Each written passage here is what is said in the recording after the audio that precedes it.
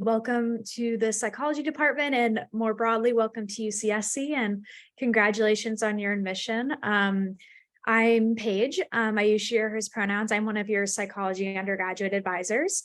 I'm also a very proud UCSC alum. I have my slug gear on today, and this is what's currently on my desk. So even as an alumni, I'm very proud, and I'm very excited for you all. I actually didn't study psychology. I double majored in literature and education, but had some really cool opportunities to work with counseling and psychological services while I was a student.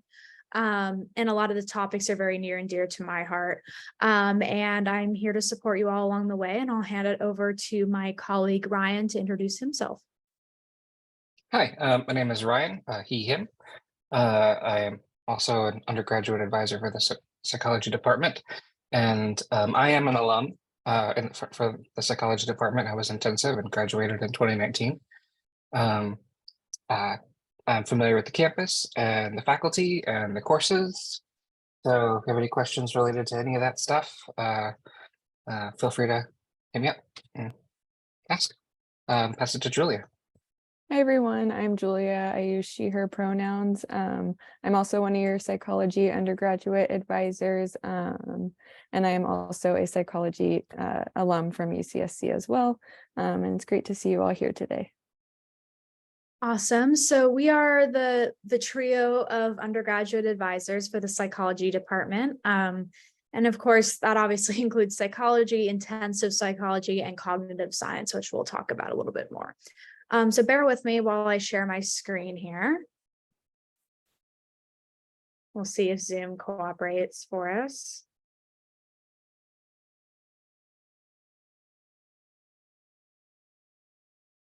So nice to have so many banana slugs in one Zoom meeting. This is great.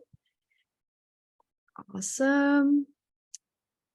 Also, when you see your first banana slug on campus, you have to take a picture with it. You just have to do it. And it is pretty funny. You can find our mascot all over the campus. When they rain, they kind of all come out. I mean, they move at, a snail's pace, quite literally. But they are really cool. And I think it's the coolest mascot. And they're all named Sammy. Sammy the slug is our mascot. So doesn't really make sense, but every single one is named Sammy. But yes, so we'll kick it off here. So of course, again, welcome to the psychology department. Today we're going to be talking about our department in particular, what our role as advisors are, some helpful tips and tricks and resources, just a variety of things about our department, about declaring majors, enrollment, and we'll really delve into what makes our department special. And then I also want you all to keep in mind kind of this overall theme that when you start here at UCSC, of course, you want to be successful as students, and that's our role as academic advisors, but you also want to be successful as a human being and take care of yourself in that way. And at the end of the presentation, I'll be talking about some campus resources that can help both academically and just personally throughout your time here. All right, so here's a bit of a breakdown of what we'll be going over today. Obviously, we're going to be talking about the majors we offer. Julia is going to be talking about some beyond the class opportunities, which include research field study, senior thesis, and also independent study opportunities. We're also going to be talking about enrollment. I'm sure there's probably a lot of questions about enrollment. And again, just jot those questions down, save them till the end, and we'll have kind of a Q&A session at the end of the presentation. We'll talk about declaring your major. I know most of you are probably eligible to declare your major. I know some of you may have submitted petitions that were either denied or we just kept them in our records. The reason being is because we want you all to be underway with your coursework here at UCSC before declaring your major. It just makes it a little bit easier. We all want you to get a little bit acclimated before doing that. But at some point during this first quarter, if you have all the requirements, which you should, you can submit another petition. We're going to talk about those campus resources like I was talking about, and we're going to talk about some helpful tips to make sure you're in the loop on what's going on campus and in our department. The most important one being check your UCSC email. and only send messages from your UCSC email to us, to professors, to staff, literally everybody, and save that personal email for family and friends. So breaking down our department a little bit. So big surprise, psychology department has psychology in it. And this is really what when we're looking at the study of the human mind in particular, we're looking at human development from childhood to adolescence to adulthood. We're looking at the functionality of that. We're looking at different contexts of psychology. We're looking at social, developmental, and cognitive. Those are kind of the three main breakdown and subfield areas you'll be taking classes in, but we also offer a variety of coursework in clinical methods, and then of course those field study and opportunities that Julia will talk about in a second. Cognitive science, we may have some cognitive science students with us today. It's a really cool major, very interdisciplinary, and we're really focusing on a variety of topics. We're focusing on thought, memory, perception, language, AI, artificial intelligence, which is really cool. And what I also love about this major, as someone that was in a couple majors that were very interdisciplinary, is part of your requirements is taking requirements from a variety of departments. Psychology being one of them, which is our department, but others including philosophy, anthropology, linguistics, computer science, and a bunch of others. You really have an opportunity to learn from other students and professors about the work they're doing in their areas. Here's our handy dandy little roadmap here. So your roadmap is obviously going to be different than our first year students coming in as freshmen. You all have basically done the declaration requirements unless you're still in the process of completing one of them right now. So you all, and we'll talk about this in a second, but during your first quarter, you'll be taking Psych 100. So know that. And then from there, at some point during this quarter, you'll probably be declaring. If you're Cog Sci, it may or may not be until winter, which is totally fine. You'll mostly be taking upper division requirements as transfer students. So that's going to be anything with a course number listed from 100 to 199. You'll also need a senior seminar. This isn't an additional requirement. It just needs to be one of your upper division courses. And a senior seminar is basically an exit requirement for students in our department. And usually it's a smaller class size where you can get to know your professor a little bit better, your classmates a little bit better, and have more in-depth conversations. And then finally, graduation, and you hold your diploma, and then you take pictures with Sammy the Slug and your family and friends, and you feel really great. And we're here to help get you all to that point. And I'm going to go ahead and hand it over to Julia to talk about our majors. Thanks. So like Paige talked a little bit about, you all are currently still proposed majors when you're entering UCSC, and eventually you'll need to declare your major. The deadline to do this is by your second quarter here, the end of your second quarter, so the end of winter quarter. And there's 3 requirements to declare your major: pre-calculus, intro to psychology, and statistics. Most of you have probably already completed these or are currently in classes to complete them right now. If this is not the case, or if you did not meet the grade of a B- or better in Psych 1 or statistics, then you should already be in contact with admissions to talk about your next steps.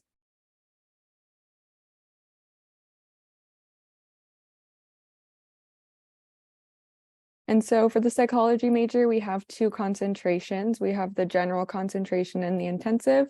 The intensive concentration involves some additional coursework and research or internship experience. So if you're thinking about grad school or just want a hands-on experience, this might be a good option for you. All psychology students will have to choose their concentration when they declare, but you can always change it later just by talking to one of us. No matter which concentration you choose, you're just a psychology major. Your diploma will just say Psychology Bachelor of Arts, but on your transcripts, the concentration will be noted. So just taking a look at our other major requirements for psychology, we have 2 lower division courses, Psych 10 and Psych 20. Some of you may have completed equivalent courses for these at other schools, and so you don't need to take them here. But if you have not, which is pretty common, you will need to take those courses soon. Psych 10 is a prerequisite for most of the upper division developmental courses, and then Psych 20 is a prerequisite for some of the upper division cognitive psychology courses. When it comes to upper division requirements, like Paige said, you will all be taking Psych 100 during your first quarter here. And then there's 6 other upper division courses that you have to take. You'll likely be taking one of them during your first quarter as well. So for the 6 upper division psychology courses, you have to take 1 social, 1 cognitive, and 1 developmental upper division course. And you can tell which subfield a course falls under based on the course number. And then there's 3 additional psychology upper division courses as well. And with those, you have a little bit more flexibility because you can incorporate classes that fall under clinical, methods, or independent study. And then, like Paige said earlier, one of these 6 classes also needs to be a senior seminar, which is a smaller class setting. You dive into topics a little bit deeper, and it feels more like a conversation than a lecture. And then we also have one last upper division course requirement, which is a approved upper division course from outside of the psychology department. We have the list of approved courses linked on the slide, and it can also be found on our website. So for the intensive psychology major, all the requirements remain the same, but there are 3 additional courses. So you have to take either Psych 181 or Psych 182, which are research methods courses. And then you are required to do 2 quarters of an educational opportunity, which I will talk about in the next slide.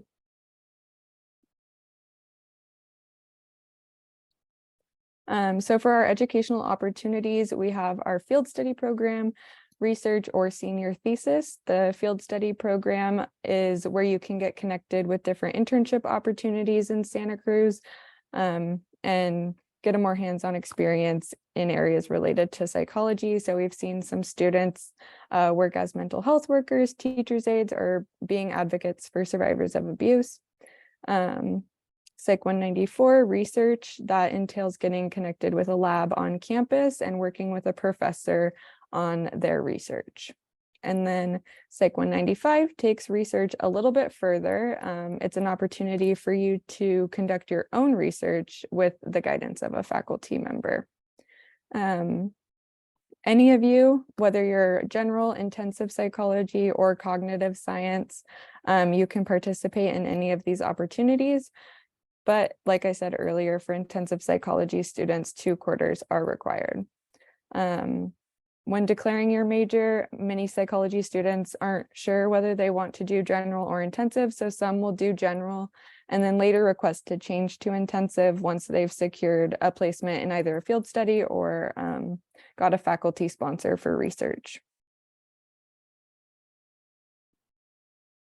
To go into the field study a little bit more, this is a 2-quarter commitment. So whether you're general or intensive psychology major or cognitive science, you do have to commit to 2 quarters of field study, and you can't just do 1.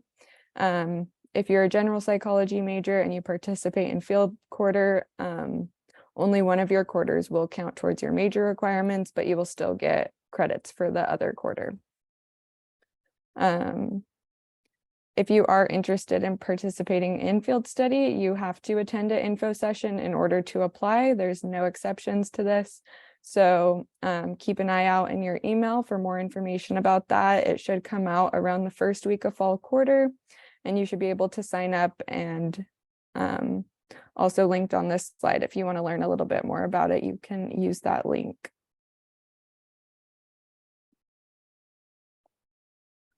Okay, so for cognitive science, we have some different requirements in order to declare your major. It includes calculus, programming, statistics, and Psych 20. And you have to complete these courses with a GPA of 2.8 or higher. If you completed all of these, then you will be able to declare your major once you are here on campus and taking classes. If you're missing Psych 20, which is the case for a lot of our cognitive science transfer students, Then you'll be getting a permission code on August 3rd for Psych 20, along with the permission code for Psych 100. In that case, you will be able to declare your major after you complete Psych 20 and receive your final grade.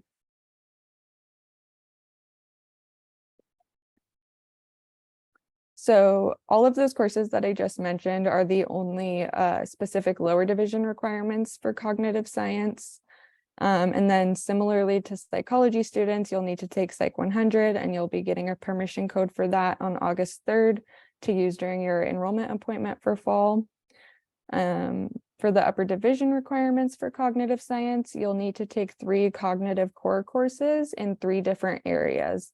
So we have the areas listed on the slide. There's 4 areas and you have to choose 3 classes from 3 different areas. And then there are also 3 additional cognitive psychology electives. You'll have some more flexibility with those. We have a longer list that you can choose from for courses. And then one of those 3 upper division cognitive science electives also needs to be a senior seminar.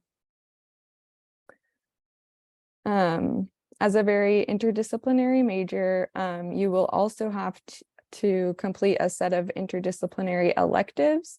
So we have 4 emphasis groups for this: evolution, artificial intelligence and human computer interaction, linguistics, and philosophy. So all of you will have to choose one of these emphasis groups. You have to take 4 interdisciplinary electives and 3 of them have to be from your emphasis group. One of the 4 interdisciplinary electives also has to be an upper division class. It's important to remember that some of these interdisciplinary electives might have prerequisites. So we recommend that you take a look at each group and the classes that are approved for each group so that you have time to complete any prerequisites that are necessary for the classes that you want to complete. We also accept transfer credit for interdisciplinary electives. So with the email that you'll be receiving on August 3rd, it will list the interdisciplinary electives that you have credit for. If you think that you took a course that should count as an interdisciplinary elective and it's not listed there, you can email us and we can take a look at it and see if we can get it approved.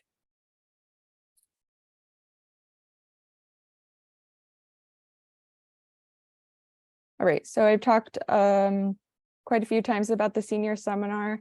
It's a requirement for cognitive science and psychology. Just to go into it a little bit more, it is connected to your GE requirements, specifically your disciplinary communication requirement. It's important to note that the way you sign up for a senior seminar is different than the way that you would enroll in a regular class. So to enroll in a senior seminar, we send out a senior seminar survey to students in senior standing, which means you have 135 units or more. You can fill out the survey and list your preferences for seminars that are available, and then we'll respond with a permission code. Since you are all incoming transfers, you'll likely receive this survey or take a senior seminar towards the end of this year or going into next year. Keep in mind that this is not an additional class that you have to take. Just one of your upper division psychology courses that you take also needs to be a senior seminar.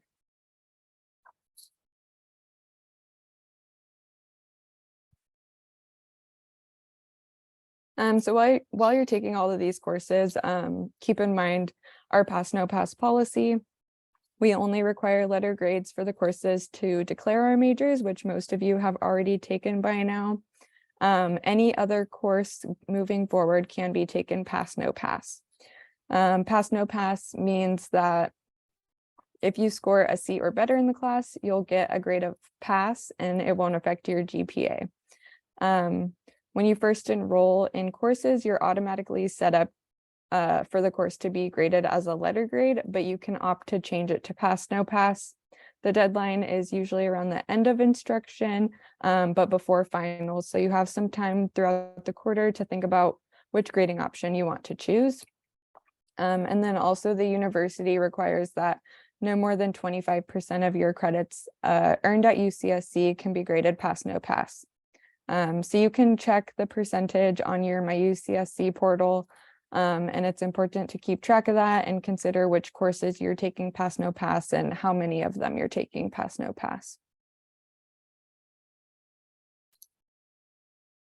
Okay, so this is the fall personalized enrollment email that you will all be receiving on August 3rd in the afternoon.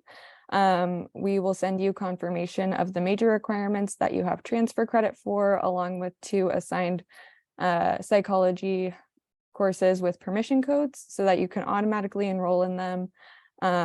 If the class is closed, this permission code will override it and it guarantees you a spot in the class.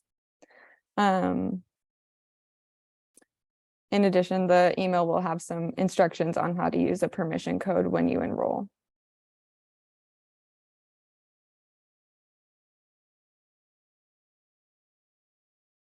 So the permission codes that you will be receiving in that email are only for your first quarter here. You won't be receiving permission codes from us like this moving forward. You'll just have to enroll in close courses on your own during your assigned enrollment appointment.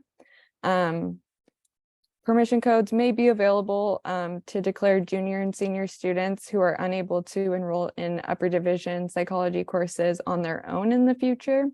So that's another reason to keep an eye out on your UCSC emails, because you may receive a permission code survey from us during the enrollment period for each quarter, and you can fill this out to request a permission code.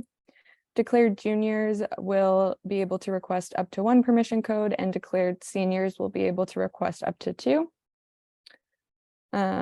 So definitely keep checking your UCSC email and keeping an eye out for surveys.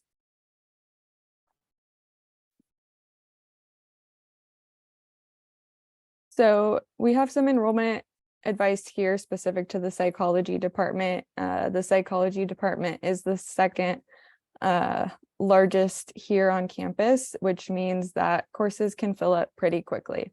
So if a majority of psychology courses are filled during your enrollment appointment in the future, aside from filling out permission code surveys, you can consider taking those courses that are outside of our department, but requirements for the majors. So as I was talking about a little bit earlier, cognitive science students can take those interdisciplinary elective courses, and psychology students can take their upper division outside course requirement.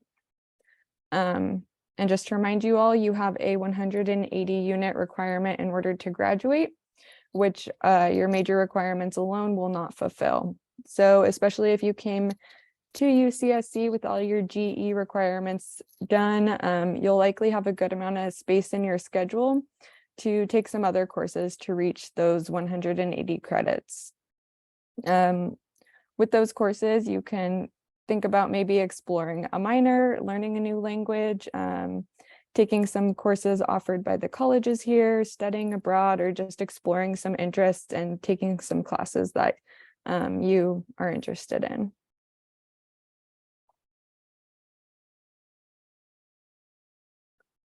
And then here we just have some links that are useful for fall enrollment. Your slug orientation course and your college should have talked a little bit more about enrollment, but here again are some resources that may be helpful for you. We have some additional enrollment resources that are specific to our department. So if you want to look into those interdisciplinary electives or outside courses that we approved, you can find links to those as well. This will especially be helpful in the future quarters when you don't get those 2 permission codes from us. And with that, Ryan will talk about declaring your major and academic planning. Thank you. So I'm going to talk about academic planning. Maybe a little bit redundant, but you'll be able to look at a couple of our academic plans while I'm doing so. So the first step to planning is to actually declare your major. For most of you, if you are here, that means you've met the requirements and are transferring those credits in already. And if that's the case, you can declare as soon as you start attending classes in the fall. And if you're one of the many cognitive science transfers that still need Psych 20, you should plan on getting a permission code for that and taking it in the fall. Once you've completed it, you are eligible to declare. To do this, you can follow the directions on our website. The details are available. I'm going to copy some links.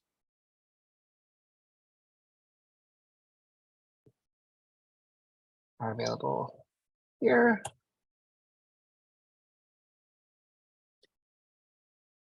Oopsies. I apologize.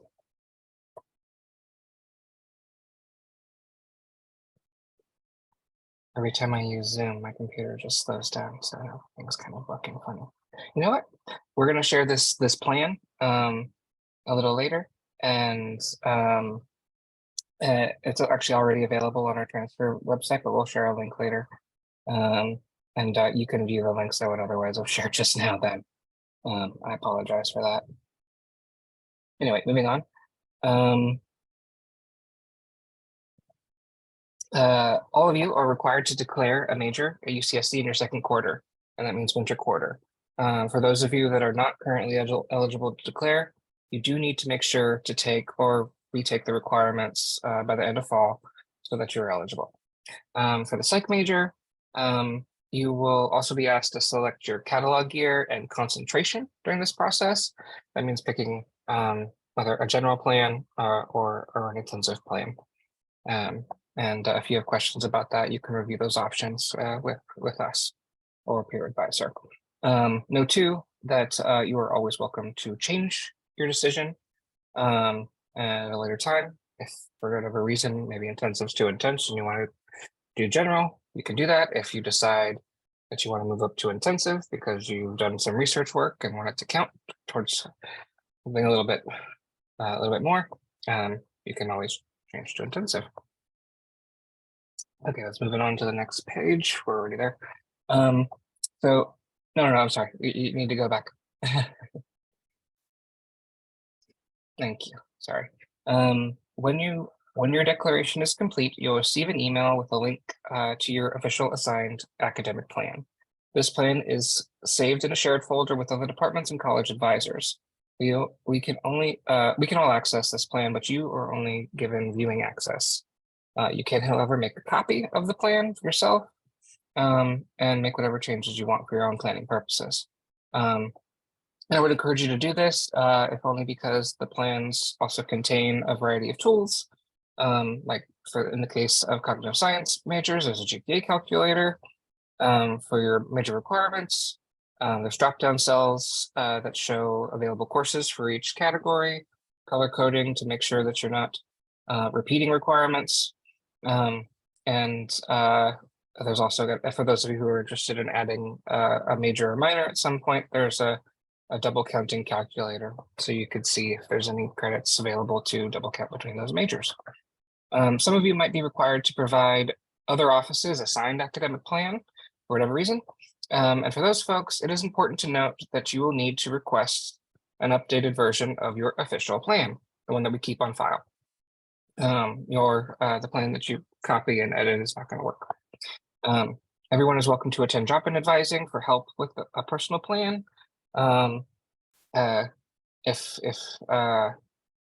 If not this summer, like when we're here, you could work with a peer advisor, and they would work with plans that are currently available on our website to help you generate a plan. And you could pass that plan off to us. We can review it and update it if necessary, archive it, and that can become your official plan.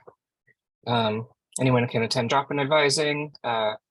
There's a calendar on our website, and you can also schedule an appointment through Slug Success to meet with one of us one-on-one. Now we can move on to the image of our plans. Apologize for that. This is what our academic plan for general psychology looks like. It's quite dense and detailed, but moving on. Please note that the quarters that the courses are located currently do not reflect when you need to take these courses. They're just temporary placeholders based on the most common usages. For example, you guys are transfer students and you're probably going to be taking Psych 100 in the fall and not in the winter, so we're going to probably adjust that for you. You can make a copy of this plan. It's linked again on our website. And again, I suggest make an appointment with one of us or coming in to drop into meeting with a peer advisor to make and update one of these plans for yourself. As incoming transfer students, I'm going to be redundant here. We recommend taking Psych 100 your first quarter. We will be giving out ad codes, and you can use those during your enrollment window. To be more specific, Psych 100 is a research methods course. And even if you've taken a research methods course in the past, you are still required to take it here at UCSC. Unlike the course you took in the past, it is upper division. It is 7 credits of work rather than a standard 5. It qualifies as half your DC and GE requirements, the other half being your senior seminar. And in general, it's a more intensive class. If you have taken a research methods course in the past, you will be eligible for an additional ad code for a psych course. These will be distributed at random. So if you don't get a course that you actually would have liked to have taken, still encourage you to try to take it, because courses are competitive. Getting into courses is going to be competitive after that, and it'll meet at least one of your requirements no matter what. For planning beyond your first quarter, it might depend on whether or not you have completed Psych 10 or Psych 20 or equivalents at your community college. These are both required for the psych majors, as they are prerequisites for our developmental and cognitive subfield courses, respectively. This, of course, is true of cognitive science majors in the case of Psych 20, at least, as you're going to need that course, just to declare. You might want to consider also looking into your upper division outside courses. Something to consider is that some of those courses, if there's one that's particularly interesting to you, might have prerequisites of their own that you might want to be taking sooner than later. We can move on to the cognitive plan. And this is what the cognitive science plan looks like. Again, the quarters are just located in a standard area. They don't reflect any specific requirements until we make adjustments for you. They're just temporary placeholders. As incoming transfer students, just like with the other psych students, Psych 100 is going to be provided to you, or ad code for Psych 100 is going to be provided to you for the first quarter. You should plan on taking advantage of that, getting it out of the way. It's a very competitive course. You also be eligible for Psych 20 ad code. So that's at least 2 of the courses you're going to be taking this first quarter. Absolutely. We do recommend thinking about beginning your interdisciplinary coursework in your first quarter as well. So review the list of qualifying courses and decide which elective group you are interested in pursuing. And once you've decided, selecting an elective group in the sidebar of this plan will allow you to review the specific course options available to you for the rest of your time here. Both majors need to be mindful of a couple things during the next couple of years. You will need to complete a senior seminar. This has been mentioned already. To be a little bit more specific, you should be able to see this on your plan as also being, in the case of cognitive science, also one of your upper division cognitive electives. Do not confuse it as being any of those electives. It is a specific type of course. It can either be a Psych 119, a Psych 139, a Psych 159, or a Psych 179 course, A to Z in those cases. And those specific courses meet the other half of your DC requirement. In the case of psychology students, that the senior seminar will qualify as one of your additional courses. Note that it would need to be in a third and separate subfield from the other 2 courses. And we color code our plans in that particular instance to make it at least visually obvious if you're taking a course in the same subfield and otherwise don't want to. Let's move on to summer session. So as you start to think about your own plan, just know that you will be able to take courses over the summer if you are interested in catching up or getting ahead. We will always offer both lower division and upper division courses in our department every summer. We typically offer the same courses every summer, so go ahead and check the current summer session course schedule, and that'll give you an idea of the kind of stuff we offer. Summer session courses are listed as early as December, and this should hopefully give you time to plan ahead if you need to consider housing or other accommodations. All right, let's move on and talk about MyUCSC. Hopefully you guys have had a chance to look at this point, but you're going to be using it a lot from here on out. It is important to, I would say, first note the to-do list. You will likely need to be completing elements on that to-do list before you will get your enrollment date. Those kind of things would be like, for example, the orientation, which you should have already completed, vaccines, making sure that you've transferred in your official transcripts and or test scores and things like that. Another important thing to look at will eventually be your enrollment dates. When they are assigned, you'll see them here. They're not going to be emailed to you, so you're going to need to be checking MyUCSC for the dates listed on the side here. If you have any questions about enrollment, please reach out to your college advisors or us in order to get in, if you need an early enrollment appointment for this upcoming fall. That is, if you need special accommodations or something like that. You must make sure that you've already completed part 1 and 2 of your slug orientation. And again, submitted your test scores and transcripts. Okay. The degree progress report. So I'm about to show you the degree progress report. To find it, in the previous page I showed you, there is a drop down labeled other academic information, and within it is a link to the degree progress report. Select it and hit go, and then we can go see this page. Yes, thank you. This is what the degree progress report actually looks like. It will show all of your requirements needed for the major and those needed to declare when you were still proposed majors. Once you've received sufficient grades or test scores, the courses or exams used to fulfill a requirement will show up under the requirements list. If you have transfer credit from or AP credit, it will eventually make it to this screen as well after being evaluated and posted by admissions. In some cases, we might have to do it for you too. And if at any point in time something that you know you've completed and is missing from this, let us know, and we have the power to make corrections. And I guess that's my part of the presentation. I'm going to give it back to Paige. Thank you. All right, thank you, Ryan and Julia. Let's proceed here. All right, so we're almost at the end of the PowerPoint slides. I'm sure we're all a little sick of slideshows at this point throughout the pandemic. Sometimes it's the only way to get the information across, but I'm going to finish by kind of circling back to what I was talking about at the beginning. You know, all three of us are academic advisors, but it's also really important to all of us to make sure you all are successful in other aspects of your college life and just your personal life. And these different resource centers on campus are often just students don't know about them. And then by the time they're ready to graduate, they find out these existed and they never utilize them. So we'll just go over a few of them that we think are especially important. The first being all of our libraries on campus and the study rooms. So we have McHenry on here just because personally I think it's the coolest library on campus. It's geographically in the center of campus and it's completely surrounded by the forest. I mean, the whole campus is, but this is different in that when you're in the library, it's 4 stories and you can only see the trees around you with the windows. So it's really, really cool. There's a cafe inside, and then you can reserve study rooms in advance for group projects, club meetings, if you're prepping for a presentation, or you just want a more private place to study.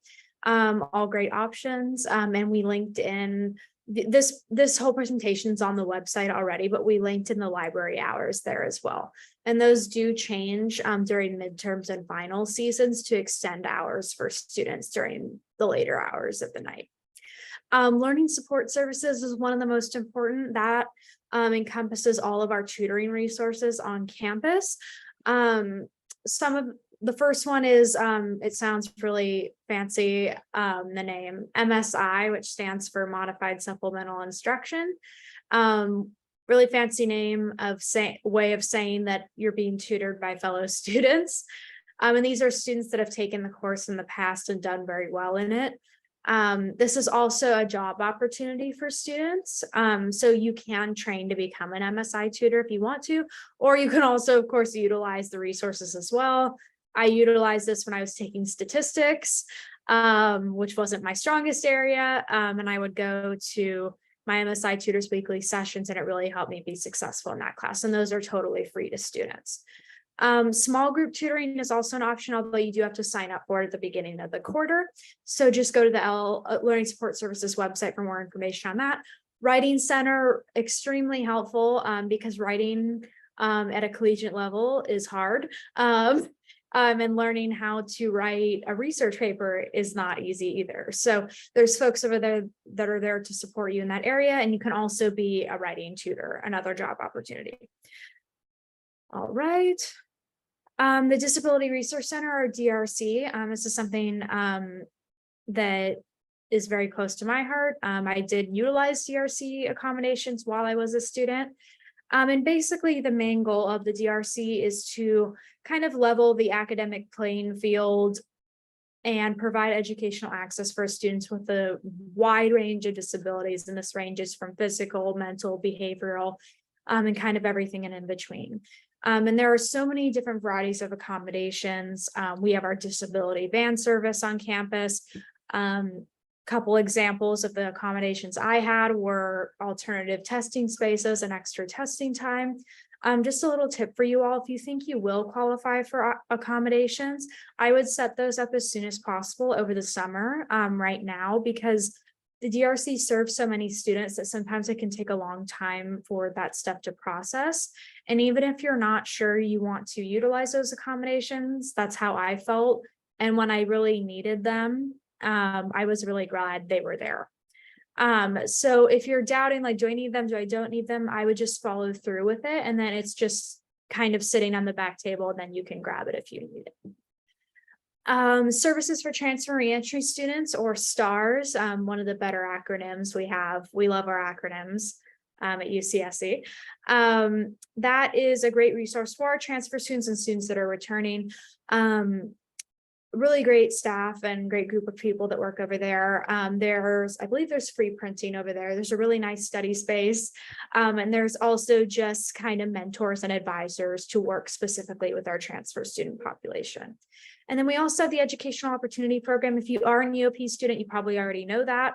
But the EOP has another great group of people working on campus. I mean, I think everyone's great. But a lot of these resource centers really have a lot of people that care a lot. And we also have students that work there. There's a textbook lending library for affordable textbook options. There is advising specifically through EOP, and that's going to be separate from your major advising and your residential college advising. One thing I'll also say, we're the ones that handle everything with your major. Hopefully that was clear in this presentation. You also have your residential college advisors. So I was a Stevenson affiliate. So mine was the Stevenson College advising team. And they're the ones that handle basically everything else. So credit counts, if you need to take a leave of absence, your GEs, making sure with grad checks that you've hit everything else. And then you come to us specifically for your major. So that's the two-tiered advising system we have. All right. UCSC basic needs encompasses a lot on our campus, but speaking to kind of the holistic wellness I was talking about, this is really kind of centers on that specifically. So we have food pantries on campus, which is really cool that any student can utilize. We have emergency housing services if students need to be removed from their housing, whatever the situation may be. We have health and wellness centered resources, and then of course financial emergency security situations as well. And you can check out all those different opportunities on the basic needs websites. You can also volunteer at the food pantries, which is a really cool thing to do. I knew a couple of people that did that and really enjoyed it. Counseling and psychological services, CAPS, is something again that I got to interact a lot with the folks working over at CAPS. And basically CAPS is going to be the hub for mental health services on campus. We have licensed psychiatrists, licensed psychologists. We have massage chairs at CAPS, which is pretty cool. And you can look up all our services. And what's really cool is UCSC, I think, is kind of leading the charge, and we have a lot more online services for students. And we're also really focusing on crisis intervention, more so than a lot of other universities. I think we're kind of leading the way there. So that's really cool. You can also be a CAPS peer educator, which is what I did. And that's really, really cool. And I imagine some folks in here might be interested in doing that, just because of what you want to study. And you get to provide workshops for students on campus, for things like testing anxiety, stressing less, suicide prevention, helping a friend or family member in a mental health crisis if you don't know how to navigate that, and kind of everything in between. You help plan self-care workshops and events as well. Awesome. So you'll see this graphic a lot on our web, like kind of all over the place, but this will be on our website. So just to kind of go over this, so the email that ADV email is where you're going to want to send all of your inquiries right now. The other email, the peer advising email, that's for our peer advisors who are students. However, they don't start working until the fall. So no one's going to be answering that email. So just keep sending emails to that main email. And we go through them daily and we answer them as soon as we can. So that's going to be the best way to contact us.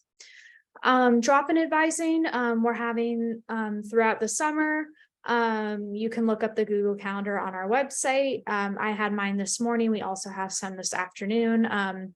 And those will be hosted on different days by all three of us. And then we have one-on-one appointments, which I think a couple of you in here have appointments with me next week. So I'm looking forward to that. And that's through Slug Success. And there's kind of a step-by-step what is Slug Success? How do I use it? How do I make an appointment? That's all on the website as well. And you can do that a week in advance. So just some specifics here. So we will be in person in the fall. We'll be in person Tuesday, Wednesday, and Thursday. So we'll be offering in-person appointments then as well. And our office is in social sciences too. You'll figure out where that is once you make your way around campus a little bit, and we're in room 273. So come visit us, come do in-person appointments, ask us any questions. Again, that's the email. I would also do a deep dive into our website, just see everything we have to offer. That includes those field study opportunities, current research projects that are going on by professors. So if you have a class with one of those professors, just go up to them in office hours and ask, like, hey, what are you working on? That's a great way to network. And some final words of wisdom from your advising team. Check your UCSC email. I'll leave it at that. Very, very important. Just because professors and us, even if you send an email with your personal, like other email, we're going to CC your UCSC email. And that's on purpose. So you start using the UCSC email. So just start using that now, because all the communication just comes through there. Nothing's going to your personal, especially at this point. We have psychology newsletters, psychology department newsletters, which are really cool. Faculty will put in things about their research, different dates if we're having any events. Meet with us. I hope that became clear. We want to help and support you all. Go to office hours. That's a very underutilized resource. My professors always told me they were super lonely because no one ever came. And that's your opportunity to ask them any and all questions about their research, about a class assignment. If there's a paper, you're like, I have no idea what I'm supposed to be doing with this. That's an opportunity to ask them. Next, go to class. I'll leave it at that. And then finally, follow us on social media. We have an Instagram and a Facebook. I made my Facebook in like 2014. I like my parents' stuff, and that's about it. But we do have an Instagram too, that we're actually actively posting things on over the last few weeks. So follow us on there for a lot of deadline updates, if we're doing any workshops, events, anything in between. Cool. And then lastly, some things to look forward to. These may seem like an eternity away, but we will have our Welcome Week presentation. Welcome Week is the week before classes start, and that's kind of intentional. So you all have an opportunity to kind of meet other folks on campus, kind of learn your way around a little bit. And we'll be doing a specific psychology department presentation for our transfer students on September 26th from 10 to 10:50. That will be virtual. And then we'll also be having a psychology faculty advising fair. Time and date to be determined, just because faculty have to coordinate who can actually be there and like who's able to present what they're working on. But that's a really great networking opportunity for you all. And then lastly, you may recognize the fine folks on the right. So we will do a student experience panel on October 5th from 10 to 11 in social sciences 2. Again, you'll figure out where that is in room 121. And we'll just be talking about our experiences as alumni. And we'll also have our lead peer advisor, Savannah, who's a current intensive psychology student, to offer her perspective as well. So that's an in-person event and we're really excited about it. So we would love to see you all there.